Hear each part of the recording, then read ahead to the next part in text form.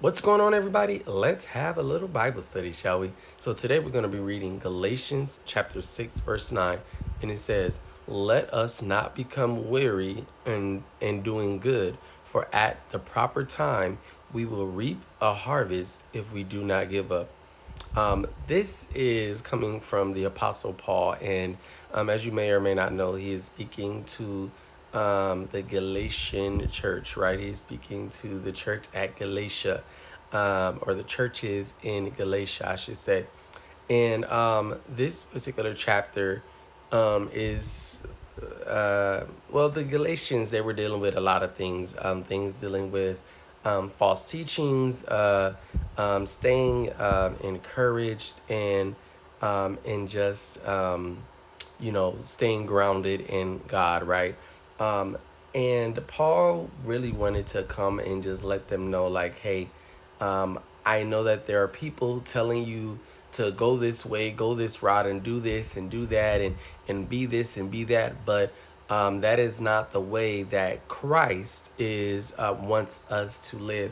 But the unique thing about this, it's not really unique because it was happening in a lot of churches. It was happening in a lot of churches today too. But the unique thing about this is that Paul understood, and as we should understand as well, that sometimes it's easier to listen to someone else, even when someone else may be giving you a false doctrine, a false account, because you are able to release the responsibility off of you.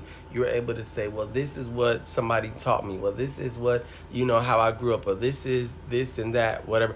So a lot of the Galatians, they were growing weary because sometimes, and hey, let's be honest here, I'll be the first one. Sometimes serving God can become tiresome, especially if you are a leader in Christ, especially if you are someone who is does like evangelism or missionary work, or pastoral work, in any capacity of the word. Sometimes it can grow tiresome, but it can also grow tiresome just for the person that is trying to live right. I try to do right, but good is, but evil is always following me. Evil is always in me.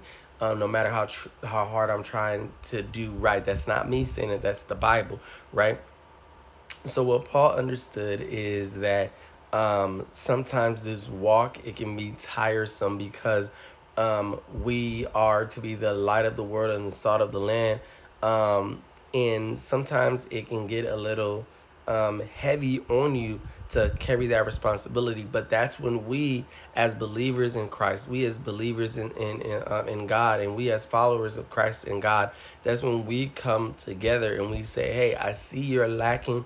I see you're slacking a little bit. Let me take over, just for, let me keep watch. Like, we take turns keeping watch. But if we're all, we're all followers of Christ, but we all are in competition with each other. Oh, you have this church, I have that church. We're all like, oh, you're doing this revival, but I'm doing my revival is going to be better than yours. My preachers are better than yours. My ministers are better than yours. My youth ministry is better than yours.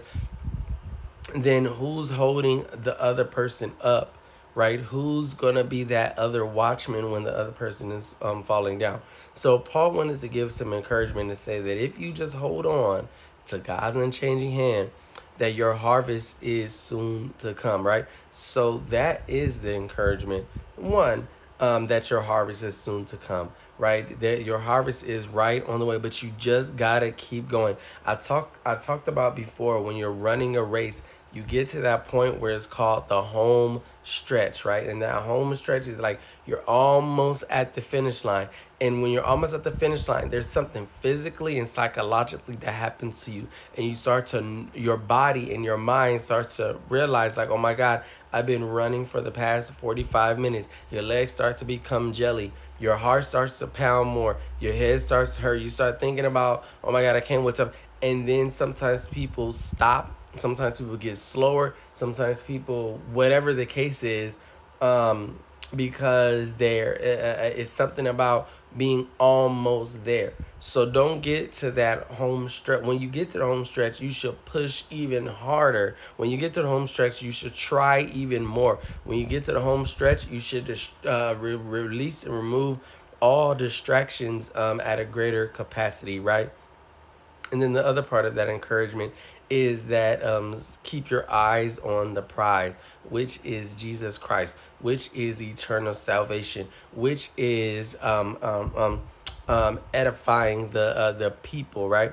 So keep your eyes on the prize, right?